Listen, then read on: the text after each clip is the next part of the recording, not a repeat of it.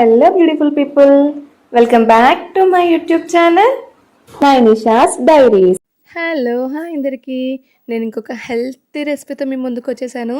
అదే పాలకూర పప్పు రైస్ ఫర్ బేబీస్. ఇది పిల్లలకి చాలా అంటే చాలా హెల్తీ, ఇమ్యూనిటీని బూస్ట్ చేస్తుంది, ఐరన్ రిచ్ కూడా. తప్పకుండా మీ పిల్లలకి ట్రై చేయండి. చాలా అంటే చాలా ఈజీ ప్రాసెస్ కూడా. దానికోసం ముందుగా ఒక బౌల్ తీసుకొని, బౌల్లో కొంచెం రైస్ తీసుకొని, తర్వాత కొంచెం కందిపప్పు, కొంచెం ఎర్ర కందిపప్పు, మీరు ఏ దాల్ చేసినా మీ ఇష్టం.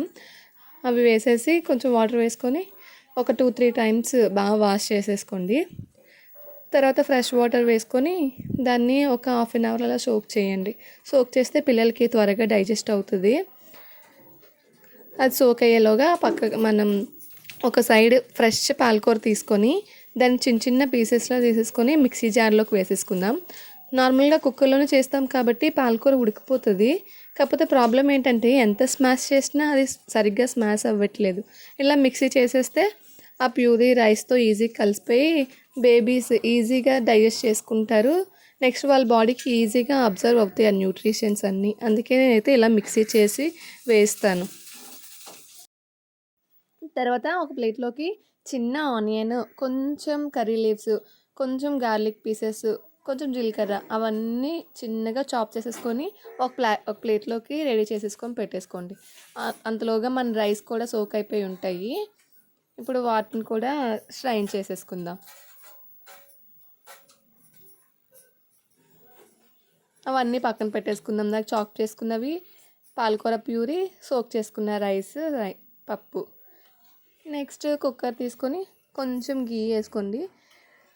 తర్వాత ఇందాక మనం చాప్ చేసుకొని రెడీ పెట్టుకున్నాం కదా, అవి అన్నీ కూడా వేసేసుకొని కొంచెం ఫ్రై అయిన తర్వాత ఆ ప్యూరీ కూడా వేసేసుకుందాం. పాలకూర ప్యూరీ కూడా వేసుకొని దాన్ని కూడా బాగా మిక్స్ చేసేసుకుందాం. అది కూడా మిక్స్ అయిపోయిన తర్వాత సోక్ చేసుకున్న రైస్, పప్పు అది కూడా వేసేసుకుందాం. వీటిని కూడా బాగా కలిపేసుకుందాం.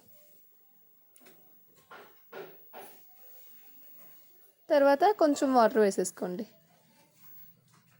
ఎంత వాటర్ పడుతుందో అంత వాటర్ వేసేసుకొని విజిల్ పెట్టేసుకొని ఒక 4-5 విజిల్స్ రానివ్వండి. సో దట్ రైస్ బాగా కుక్ అయిపోయి మనకి స్మాష్ చేసినప్పుడు ఇంకా ప్యూరీలా అయిపోతుంది. మా పాప కొంచెం పెద్దది కాబట్టి ఇలా పలుకులాగే ఉంచాను. మీ బేబీస్ ఇంకా చిన్నవాళ్ళంటే ఇంకా బాగా ప్యూరీలా చేసేసుకోండి. అంతే, మన యమ్మీ పాలకూర రైస్ రెడీ అయిపోయింది. పాలకూరలో ఐరన్ ఎక్కువగా ఉంటుంది. పప్పు వేస్తాం కదా, పప్పులో ప్రోటీన్ ఎక్కువగా ఉంటుంది. సో మనము ఈ ఫుడ్ పెట్టడం వల్ల అన్ని న్యూట్రిషన్స్ వెళ్తాయి బేబీకి. గీ వేస్తాము, రైస్ అవన్నీ వెళ్తాయి. సో ఈ రెసిపీని మాత్రం అస్సలు మిస్ చేయొద్దు.